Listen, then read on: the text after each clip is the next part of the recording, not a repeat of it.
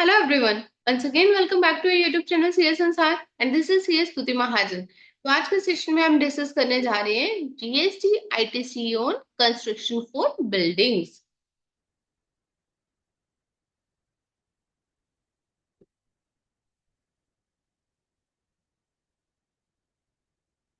Construction of buildings के लिए जो भी इनपुट्स रॉ मटेरियल्स यूज किए जाते हैं उसके ऊपर जीएसटी आईटीसी को लेके एक मेजर चेंज आया है। अर्लियर क्या होता था, इस नोटिफिकेशन से पहले क्या होता था कि जो कंस्ट्रक्शन कंपनीज थी वो तो अपना आईटीसी ले लेती थी, लेकिन जो रियल एस्टेट कंपनीज थी वो अपना आईटीसी नहीं ले पाती थी। The reason being, real estate companies क्यों नहीं ले पाती थी? क्योंकि उनकी जो कंस्ट्रक्शन थी वो under the plant and machinery जो है कवर नहीं किए जाते थे। तो अब ये जो सुप्रीम कोर्ट ने एक मेजर चेंज लाया है, हाँ, इसको हम डिस्कस करते हैं। जिसकी वजह से जो कंस्ट्रक्शन ऑफ बिल्डिंग्स हैं, जैसे कि रियल एस्टेट कंपनीज जो भी अगर कंस्ट्रक्शन करती हैं तो वो उसका आईटीसी ले पाएंगे, और अगर वो उसका आईटीसी ले पाएंगे तो ऑब्वियस सी बात है कि उसकी जो कॉस्ट ऑफ कंस्ट्रक्शन है वो रिड्यूस हो जाएगी। तो यहाँ पे हम बात करते हैं जो सुप्रीम कोर्ट ने नोटिफाइड किया है। In this apex law institution, the Supreme Court has allowed the companies in the country to claim ITC on construction cost for commercial buildings intended for rental purpose.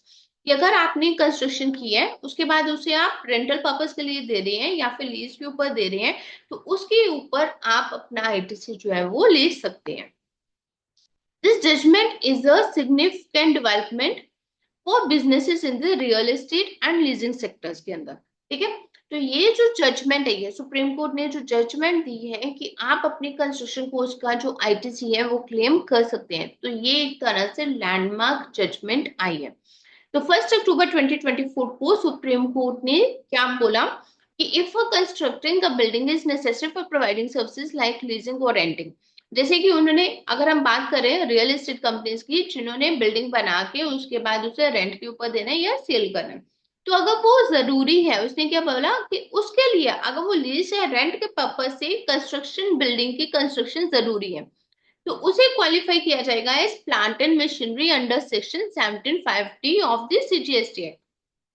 तो इस case में उसने क्या बोल दिया कि अगर आप कंस्ट्रक्शन ऑफ बिल्डिंग कर रहे हैं तो उसे प्लांट एंड मशीनरी में उन्होंने कंसिडर कर दिया। और अगर प्लांट एंड मशीनरी की डेफिनेशन में चला गया, दैट मींस आप उसका आईटीसी ले सकते हैं। And this provision previously restrict ITC claims on material used in immovable property construction except for plant and machinery। पहले क्या होता था, सिर्फ प्लांट एंड मशीनरी के ऊपर आईटीसी ले सकते थे क्योंकि वो प्रॉपर्टी, इमूवेबल प्रॉपर्टी का कंस्ट्रक्शन में यूज किया जाता था, उसके ऊपर आप आईटीसी नहीं ले सकते थे। तो इस डेफिनेशन के अंदर ये जो 1 अक्टूबर 2024 में सुप्रीम कोर्ट से जो जजमेंट आई है, उन्होंने बोला कि कंस्ट्रक्शन ऑफ बिल्डिंग को वो ले गए प्लांट एंड मशीनरी के अंदर, मीन्स अंडर सेक्शन 17(5)(d) के अंदर उन्होंने as a plant and machinery से क्वालिफाई कर दिया। जब वो अंडर प्लांट एंड मशीनरी चला गया, डेट मीन्स आप उसका आईटीसी जो है वो ले सकते हैं। The latest ruling on the matter by the top court addressed three key issues, including whether the term plant and machinery in section 17(5) is distinct from plant and machinery in section 17(5)(d) and the constitutional validity of the provisions in section 17(5)(c) and 17(5)(d। जिसके अंदर उन्होंने जो की issues discuss किए हैं उसको हम लोग एक बार ही देख लेते हैं कि जो बेंच बैठा था उस बेंच के अंदर उन्होंने क्या कंसिडर किया। Upheld the constitutional validity of section 17(5)(c) and D and ruled that building essential for offering services such as renting as mentioned in clauses 2 and 5 of schedule 2 of the CGST Act should be categorized as plant। तो जो bench बैठा था, तो bench ने क्या बोला कि ये जो कंस्ट्रक्शन ऑफ बिल्डिंग की सर्विसेज है इसे कैटेगराइज किया जाएगा as a plant and a functionality test will need to be applied on a case to case basis to determine whether the building qualifies as a plant for tax purposes। तो साथ ही उन्होंने क्या बोल दिया कि case to case basis उसे consider भी कर लिया जाएगा। बट एक बार के लिए आप लोगों ने कंस्ट्रक्शन ऑफ बिल्डिंग को एज अ प्लांट कंसिडर कर दिया कि प्लांट एंड मशीनरी में आप ले आए, अंडर सेक्शन 17(5)(d) में ले आए, तो दैट मीन्स आप उसका आईटीसी जो है वो क्लेम कर पाएंगे। However, the Supreme Court noted that deciding whether structures like malls, warehouse, or other commercial buildings qualify as plant under Section 17(5)(d) would depend on the specific of each case। हालांकि उसने बोल दिया कि case to case basis के ऊपर check किया जाएगा, but majorly जब उन्होंने इस चीज को बोल दिया कि malls, warehouses and commercial buildings जो भी हैं वो सारी के सारी कंसिडर किए जाएंगे एज प्लांट। तो जब वो प्लांट एंड मशीनरी की डेफिनेशन के अंदर आ गए तो आप उसके ऊपर आईटीसी ले पाएंगे। अब Indian tax experts welcome the clarity on ITC for immovable property. अब क्या हुआ कि आईटीसी जो था इमूवेबल प्रॉपर्टी के ऊपर तो आपको नहीं मिल रहा, लेकिन वहीं अगर आप बात करो आपने जो कंस्ट्रक्शन ऑफ बिल्डिंग की है उसे प्लांट एंड मशीनरी में ले आए तो उसके ऊपर आपको आईटीसी जो है वो मिल जाएगा। तो अब हम बात करते हैं ITC in context of property और immovable property refers to the GST paid on goods and services used for business purposes which can later be deducted from the GST owned on sales. The Supreme Court ruled that if a rented building functions similarly to a plant in a factory by producing economic value, ITC should not be denied. इसके ऊपर एक तो उन्होंने क्या बोला, कोई भी building बना के अगर आप उसे लीज के ऊपर या रेंट के ऊपर दे रहे हैं, जैसे कि मॉल हो गए, वेयर हाउसेस हो गए, कमर्शियल बिल्डिंग्स हो गए, तो उस केस में आप उसका आईटीसी ले सकते हैं, क्योंकि फर्स्ट वन उन्होंने क्या किया कि उसे definition he plant and machinery के अंदर कंसिडर कर। सेकेंडली उसने क्या बोला कि जिस तरह से प्लांट एंड मशीनरी अगर कोई फैक्ट्री के अंदर लगती है तो इकोनॉमिक वैल्यू इसकी इंक्रीज होती है, तो उसी तरह अगर इसकी इकोनॉमिक वैल्यू इंक्रीज हो रही है तो इसके ऊपर भी आपको आईटीसी मिले। तो ये सुप्रीम कोर्ट ने ये भी उसी के साथ एड ऑन कर दिया। टैक्स एक्सपर्ट्स की अगर हम बात करें तो उन्होंने भी सुप्रीम कोर्ट के इस जजमेंट को वेलकम किया, saying it provides much needed clarity on the applicability of ITC for immovable property. While some have emphasized upon the importance of assessing the functionality and purpose of buildings to determine ITC eligibility. Other tax experts की अगर बात करें तो उन्होंने highlight किया कि flexibility introduced in categorizing malls and similar properties is plant and machinery। कि क्या हुआ, जब भी कोई इस तरह से जजमेंट आएगी तो उसके ऊपर डिबेट तो होगी ही होगी।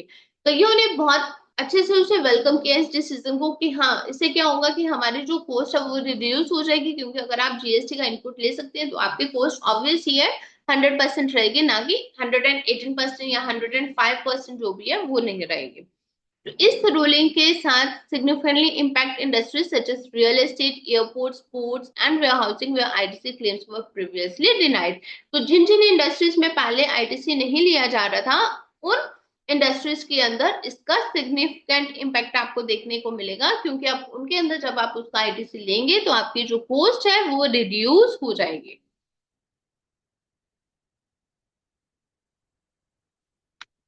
The court's acceptance of the taxpayer argument under Section 75D is expected to ease the financial burden on developers। तो वही उन्होंने कहा है कि बेसिकली जब उसको 75D में प्लांट एंड मशीनरी के अंदर आप ले आए तो आप उसका आईटीसी ले सकते हो। आईटीसी लेने का मीनिंग है कि आपका जो फाइनेंशियल बर्डन है डेवलपर्स के ऊपर वो कम हो गया।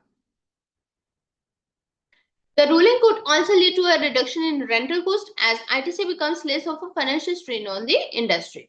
तो वहीं अगर हम बात करें कि tax experts noted that the ruling applies retrospectively to the inception of GST. एक और बात, तो सबसे पहले अगर हम इस इशू को जो भी हमने डिस्कस किया है इसके अंदर क्या है कि 1 अक्टूबर 2024 को सुप्रीम कोर्ट से जो जजमेंट आई है उसके अंदर ये है कि अगर आपने कोई भी बिल्डिंग जो है बनाई है जिसको आप कल को रेंट आउट कर रहे हो या फिर लीज के ऊपर दे रही है, तो उस बिल्डिंग के ऊपर जैसे वो कमर्शियल बिल्डिंग्स है, मॉल्स हैं, उस बिल्डिंग के ऊपर आप अपना आईटीसी जो है वो क्लेम कर सकते हैं। सेकेंडली उन्होंने क्या बोला, आईटीसी क्यों क्लेम कर सकते हैं, क्योंकि हमने उसे प्लांट एंड मशीनरी की डेफिनेशन के अंदर ही कवर कर दिया, अंडर सेक्शन 75D में ही उन्होंने कवर कर दिया, तो आप उसका आईटीसी ले सकते हैं क्योंकि वो भी आपकी इकोनॉमिक वैल्यू को इंक्रीज कर रही है। एक और रीजन उन्होंने दे दिया आईटीसी, उसकी वजह से भी आप उसका ले सकते हैं। और थर्डली उन्होंने क्या बोला, ये जो रूलिंग आई है ये रिट्रोस्पेक्टिवली जो है अप्लाई होगी, रिट्रोस्पेक्टिवली जब से जीएसटी आया, बट उसके अंदर क्या है आपके पास, however the deadline for claiming ITC for the period up to financial 2022-23 has passed, though claims for financial 2023-24 can still be made until 30th November of the ongoing year। जो 22 तक तो जो भी है उसने बोला कि उसकी डेडलाइन चली गई है, लेकिन 2023-24 का आपको पता है कि 30 नवंबर तक के रिटर्न्स में भी अगर आप आईटीसी ले लेते हैं और जीएसटी 9 के थ्रू दिखा देते हैं तो आप उसका आईटीसी जो है क्लेम कर सकते हैं।